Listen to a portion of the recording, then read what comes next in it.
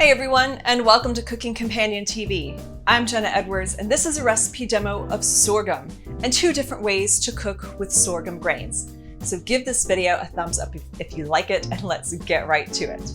If you're here, I'm assuming you already know what sorghum is and you just want to cook it. So if that's the case, then you can skip forward to the next chapter. But if this is new to you, sorghum is a gluten-free grass seed that can be milled into flour for breads.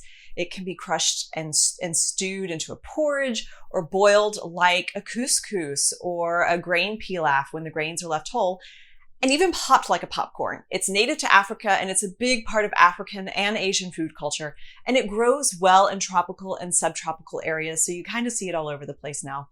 It has a mild sweetness and it's kind of like corn in that respect, but its kernels are soft, so it cooks easily and it doesn't need as much intervention as corn to be edible.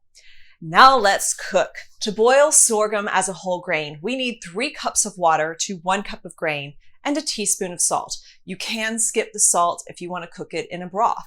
Bring it to a boil over high heat and reduce the heat to a medium-low and simmer, partially covered, for 45 to 50 minutes. Now check the water level every now and then, just in case your simmer is a little too vigorous and your water evaporates too quickly.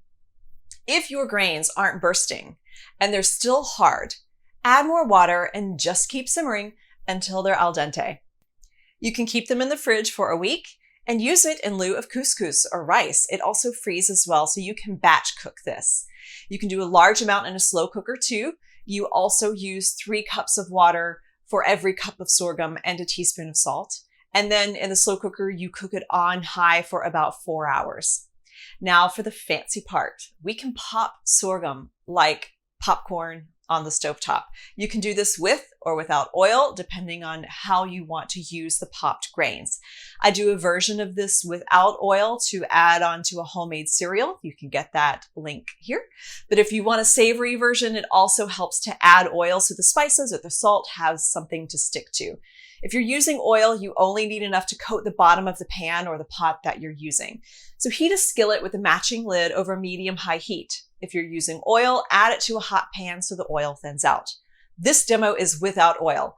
Add in a few grains to test the heat level. When a couple of them pop open, remove them from the heat, clean out those grains, and add in the rest of the grains. I'm using half a cup, and then let the grains sit in the hot pan for 30 seconds, covered, before returning to the heat. This allows the grains to heat evenly, and it results in the least amount of burnt grains and the most amount of popped grains. I got this technique from mariaspec.com, and I'll include that link below.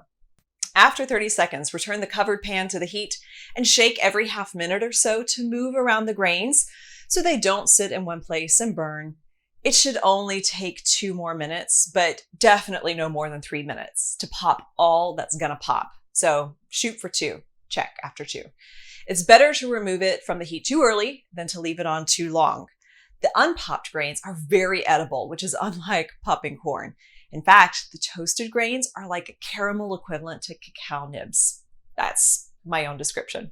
They have a buttery toasted flavor and they're slightly crunchy, but they're easy to chew and they don't get stuck in your teeth, nor do they break your teeth. So eat those. While this happens quickly and it's a precise technique, it's pretty straightforward. And you should be doing this regularly. It is that enjoyable. If you're adding salt or spices, do that as soon as they come out of the pan. I wouldn't do it in the pan. So sprinkle on paprika or cinnamon and sugar or whatever spice combo you happen to like.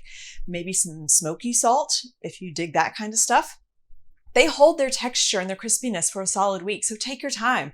You can also just add milk and some maple syrup and eat the popped sorghum itself like cereal, or sprinkle it on salads or grain bowls or over fish dishes just for some extra texture and frankly, just to show off. That's all I've got for you on sorghum. How do you think you'll use it? Please let me know, because I really enjoyed this and I'd love to get some additional inspiration. Get the written directions below or at cookingcompaniontv.com/sorghum. Give this video a thumbs up if you liked it and subscribe to this channel for more demos just like this. I'm Jenna Edwards and thanks for watching.